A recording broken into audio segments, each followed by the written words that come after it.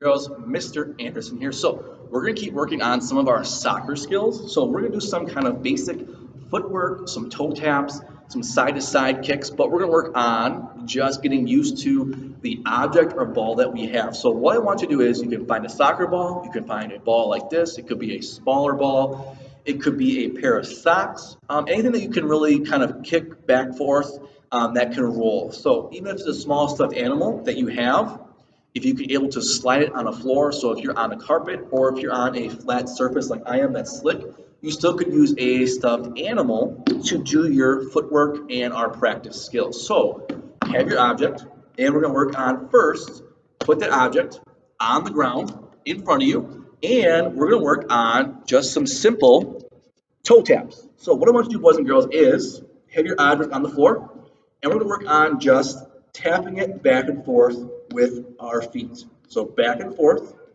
we're going to tap and tap and tap. So what I want you to work on is just focus on your left and right feet. Try not to kick it. We're just going to set our foot on top and back and forth. So try your best to just quickly and accurately tap that ball. And then, if you feel comfortable, you can add a hop step to that type of toe tap. So, practice your toe tap. Try and count maybe to 10, to 20, to 30, or if you are able to, you could possibly make a game out of it. So, if you want to get a timer or count how many you can do in a minute, either way, you can try and count to 10, take a rest, or if you have a stopwatch, you could start your stopwatch and count how many taps you can do in 1 minute. So that is the first thing I want you to work on is just our foot taps. And then after that, boys and girls, try and work on how we can tap and control the ball between our feet.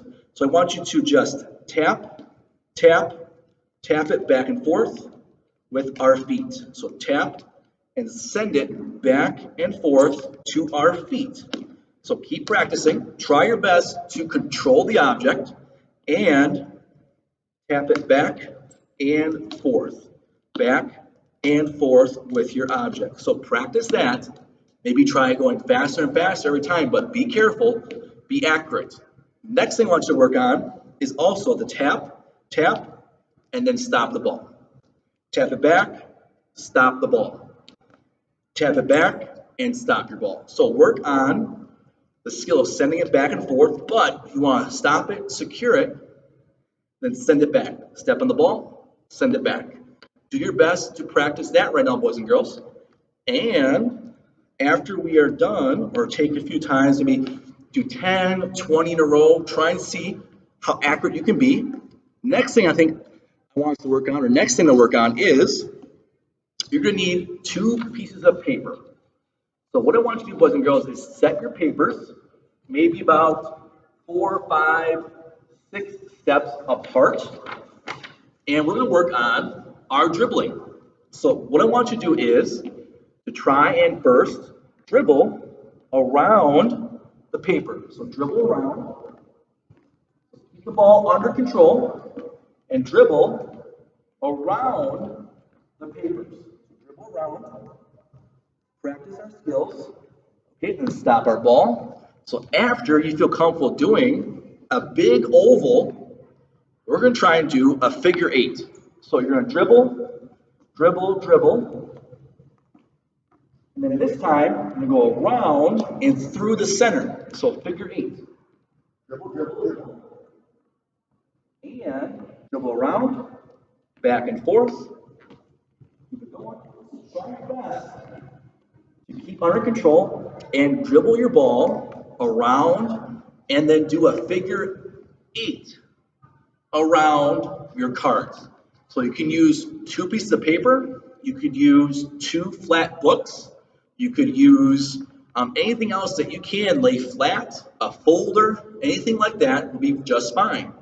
But lastly, I want us to work on is some shooting practice with our feet. So take your piece of paper or book and you can fold it in half. So boys and girls, if you have a piece of paper, you can fold that in half or a book and set it up. Or you could use a water bottle You could use a marker or you can put a cup and stand that up. So I'm going to stand up both my sheets of paper, fold it nice, set it up, and I'm going to practice my dribble, dribble, dribble, but I want to dribble to my paper and stop maybe about 1 or 2 steps away and practice my shot. So I'm going to dribble and then I'm going to shoot. Oh, I knocked it over. So I was successful. I knocked it over. I'm going to pick it back up and set it back up. And I'm going to dribble to my next paper, stop my ball, and shoot. Oh, I missed. That's okay. But the wind got it, so set it back up. And you can keep practicing as many times as you like. You can practice a different distance. You can practice farther apart. So, boys and girls, practice all those different types of soccer skills. So remember, practice our footwork, practice our our shot, and you can make it work with all different types of objects. So if you don't have a ball, you could definitely use a stuffed animal, even a piece of paper, kind of in a circle, crumpled up. You can use a hair tie. You could use a pair of gloves, a pair of socks. Make them in a ball. And again, you don't have to have paper. It could be a book. It could be a marker that you can stand up. It could be anything that you can stand up tall and knock it out. Or you can use a water bottle, anything like that. So you can use things around the house, objects to use as your goal or as your object to knock down. So try your best, try all those different things, and have fun, boys and girls. Do your best, have fun, and just practice, practice, practice. So those are our soccer skills, soccer drills, and have a great time, boys and girls.